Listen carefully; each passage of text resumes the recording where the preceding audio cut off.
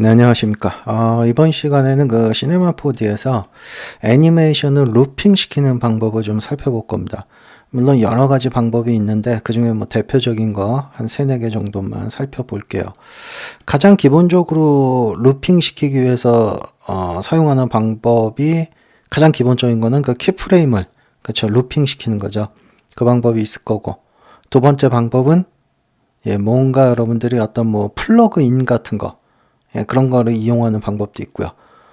세 번째 방법은 어떤 태그나 이런 거, 아니면 이제 마지막으로 시모션 같은 이번에 추가된 그런 것들을 이용하는 방법이 있어요. 그럼 뭐 대표적인 것만 서너 개 살펴볼게요. 만약에 예를 들어서입니다. 어떤 속성, 그 중에 가장 시각적으로 눈에 띄는 걸 해볼게요. X를 갖고 하죠. 한 15프레임 정도만 하겠습니다. 키를 잡고 한 30프레임까지 요 첫 번째 있는 요 키를 복사를 할게요. 자, 그러면 이렇게 한번 애니메이션이 일어나죠. 왕복 운동이. 근데 이게 끝입니다. 이걸 반복하기 위해서는 이 키를 실제로 여기다 복사를 해주면 가능하죠. 그게 가장 기본적인 방법이고, 그 다음에 방법은 그렇죠. 키프레임에 루핑이라는 어떤 기능을 추가를 해주는 겁니다. 그래서 얘를 트랙을 열겠습니다. 그래서 이 중에 포지션이라는 지금 애니메이션이 있는 이 속성을 선택을 하면 이렇게 프로퍼티스 어트리뷰트 창에 프로퍼티스에 before after가 있습니다. 우리는 루핑 시킬 게 마지막 키프레임 뒤쪽이니까 애프터 쪽이겠죠. 그래서 어떤 식으로 루핑을 시킬 건지 뭐 핑퐁을 시킬게요. 핑퐁을. 그래서 플레이 시켜서 보면 이런 식으로 뒤쪽도 플레이가 핑퐁 됩니다. 근데 이제 한 번에 멈추는 거는 여기 몇 번 반복할 거냐 이거죠. 뭐 10번 할까요? 그래서 플레이 시키면은 계속해서 10번 동안을 반복을 합니다. 자, 이런 방법이 있고요. 자, 그 다음에 또 다른 방법이 뭔지. 자, 얘를 똑같은 걸 할 겁니다. 자, 이때 태그를 이용하는 방법도 있어요. 시네마 4D 태그 중에 이 바이블레이터 태그. 자, 얘를 포지션을 불규칙하게 움직일 거다 이겁니다. X축으로. 자, 그런데 이거를 불규칙하게 움직이지 말고 뭔가 펄스, 그러니까 규칙적인 왕복 운동을 쓰겠다. 그러면 이렇게 규칙적으로 일어납니다. 왕복 운동이. 너무 빠르니까 줄일게요. 자, 이런 식으로 사용할 수 있는데 얘의 단점이나 가장 큰 단점은 뭡니까? 왕복 운동은 좋은데 속성이 제한적입니다. 다른 속성에는 적용할 수가 없어요. 그죠? 그래서 그런 것도 좀 참고로 하시고요. 그래서 기본적인 포지션이나 스케일이나 로테이션의 반복적인 애니메이션을 만들 때는 뭐 이게 아마 가장 편하실 거예요. 그런데 이제 그게 아닐 경우 얘는 사용할 수 없겠죠. 자, 그다음에 이제 마지막으로 있는 게 시네마 4D 버전업 되면서 추가된 거죠. C모션이라는 거. 이걸 이용하는 방법도 있습니다. 이 C모션은 원래 캐릭터 애니메이션, 뭐 어떤 걸음걸이나 이런 걸 만들기 위해서 주로 사용이 되는데 꼭 그런 것만은 아니에요. 이 내부적인 기능에는 그렇죠. 다른 기능도 갖고 있기 때문에 그걸 이용하는 거죠. 그래서 C모션 쪽에 예를 들어 내가 이 오브젝트 애니메이션 시킬 거예요. 드래그해서 가져다 놓으시고 어떤 속성을 애니메이션 시킬 건지 뭐 여러 가지 있는데 이 중에 나는 얘가 갖고 있는 어떤 파라메터, 그러니까 기본적인 속성을 애니메이션 시키겠다 하면 여기 보시면 파라메터가 있습니다. 그래서 얘를 add를 하면 이렇게 파라메터가 들어가요. 그러면 이 얘의 파라메터 중에 어떤 걸 쓸 거냐 이겁니다. 이 오브젝트가 갖고 있는 기본적인 속성 중에 포지션이겠죠. 지금 우리는 X로 움직일 거니까. 그래서 포지션의 무슨 축? X축. 그래서 이제 그래프를 가지고 이 애니메이션을 통제를 하는 거예요. 그래서 한 이 정도 거리를 뛸게요. 그래서 이게 최대 최소입니다. 위아래가. 그래서 이렇게 하면 이쪽에서부터 이쪽으로 가면서 얘가 점점 최대값으로 올라가는데 우리는 왕복 운동을 시켜야 되니까 가운데 쪽을 올려야 되겠죠. 그러면 펄스처럼 왕복 운동을 하게 되죠.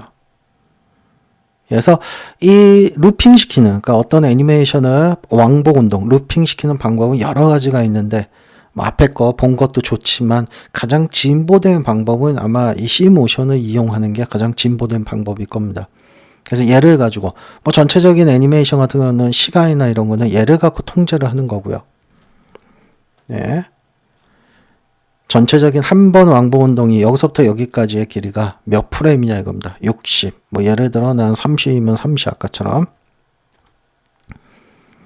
그래서 얘를 가지고 여러 가지 애니메이션을 만들어낼 수 있어요. 재밌는 것들을. 뭐 여기에 그러니까 마치 이게 저거라고 보시면 돼요. 애프터 이펙트의 그 텍스트 애니메이션 중에 레인지 셀렉터처럼 이 밑으로 내가 뭔가 적용을 하면은 이 프레임의 시간대나 이런 게 그대로 똑같이 적용됩니다. 예를 들어서 여러분들 걸어가는 애니메이션 같은 거 만들 때 여기에 그렇죠. 상하 이렇게 걸어갈 때 위아래로 띄어야 되죠. 그런 걸 하기 위해서는 리프트 같은 걸 추가해 주면 되죠. 예, 여기 파라미터의 리프트 애드. 그래서 얘의 파라미터 값을 높여보면 예, 아이고, 이쪽으로 높여야 되네요. 위쪽으로. 예, 그럼 마치 이렇게 걸어가는 그 발바닥, 발이죠. 그런 애니메이션 만들 때 주로 사용되는 거예요. 예, 그런데 지금 오늘 우리가 하려고 그랬던 거는, 예, 얘를 쓰려고 그런 건 아니고요. 어떤 오브젝트의 기본적인 파라미터 값을 이용을 해서 통제할 수 있다는 겁니다. 그래서 어떤 파라미터 쓸 건지, 참고적으로 얘한테 어떤 이 그래프와 똑같은 그거를 이용하기 위해서는 새로운 파라미터를 또 추가하면 이 그래프, 만약에 내가 이 그래프를 막 그렸다면, 어렵게 만들었다면 똑같이 복사하기가 힘들죠. 이랬을 경우에는 뭐 가장 쉬운 방법, 물론 복사하는 방법도 있지만 가장 쉬운 방법은 얘를 카피를 해서 예, 여기다가 페이스트로 붙이고요. 얘를 수정해 주는 게 가장 좋습니다. 그래서 예를 들어서 스케일도 같이 영향을 받게 하고 싶다 하면 스케일의 무슨 축, X, Y, Z 중에 X축만 할게요. 그래서 이거 너무 크니까 1 정도만 할게요. 아이고, 1은 또 원래 사이즈죠. 이 정도만 할게요. 그래서 보면은 요렇게 예, X축으로만 스케일이. 자, 이거를 세 축을 다 쓰고 싶다 그러면은 XYZ 따로따로 만들어야 됩니다. 그런데 스케일의 값도 똑같아야 되고 그래프도 똑같아야 되죠. 그러니까 아예 얘를 복사를 또 떠서요. 카피. 그래서 여기다가 페이스트를 해주는 게 가장 좋아요. 페이스트. 그래서 얘는 Y가 될 거고요. 얘는 Z가 될 거고요. 그러면 똑같은 세 개의 축을 이용하기 때문에 예, 조절하는 것도 스케일 조절하시면 동시에 이렇게 선택해서 조절할 수 있습니다. 동시에. 예, 잠시만요. 이게 동시에 적용이 안 되나 보네요, 이거는. 예, 동시에는 적용이 안 되네요, 이게. 예전에 됐던 것 같았는데, 제가 뭔가 착각을 하고 있었네요. 동시에 적용은 안 되네요. 하나씩 적용을 해줘야 되네요, 따로따로. 자, 어쨌든, 이런 식으로 C모션은 뭔가 반복되는 애니메이션을 만들 때도 예, 충분히 사용할 수 있는 가치가 있어요. 예, 그래서 C모션이 마치 그 캐릭터 애니메이션과 관련이 있기 때문에 난 캐릭터 애니메이션 안 하기 때문에 얘를 사용할 일이 없다라고 생각하지 마시고 예, 한 번씩 이렇게 사용해 보시면 좋습니다. 물론 이런 걸 해주는 플러그인도 있죠. 예, 잘 아시는 시그널 같은 거 이런 거를 이용하는 방법도 있습니다. 시그널도 거의 똑같다라고 보시면 돼요. 시그널 사용하는 것도 물론 플러그인이니까 제가 따로 설명을 안 하고 싶었는데요. 예, 뭐 간단하게 보면 예, 얘한테 시그널 주고 지금 우리 X만 했으니까 X 얘를 여기다 갖다 넣는 거죠. 예, 그래서 시그널에 예, 이거를 이용해서 스타트 어디서부터 엔드 어디까지 이걸로 조절을 하는 겁니다. 그래서 어느 정도의 시간대로 조절을 할 건지 프레임 수 30으로 해줘야 되겠죠. 예, 그리고 얘도 마찬가지 그래프로 이용을 해서